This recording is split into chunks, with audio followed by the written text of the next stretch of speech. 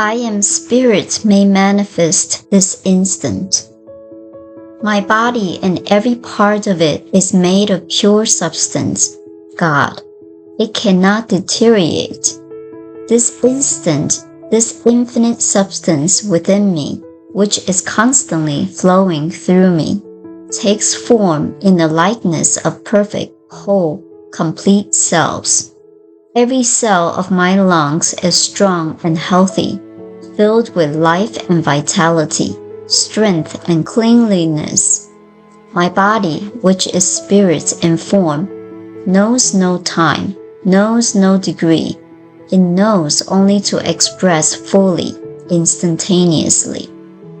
The divine presence, being everywhere and filling all space, must be in me. It must be that which I really am. I recognize it is within me, and it is that which I am. I let this recognition of my indwelling divinity flow through my entire consciousness. I let it reach down into the very depth of my being. I rejoice in my divinity. I am now made vigorous and hardy.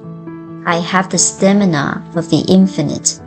I am sturdy and robust. I am fortified with God's perfection and right action. I am held and able-bodied. All the life of the universe is my life.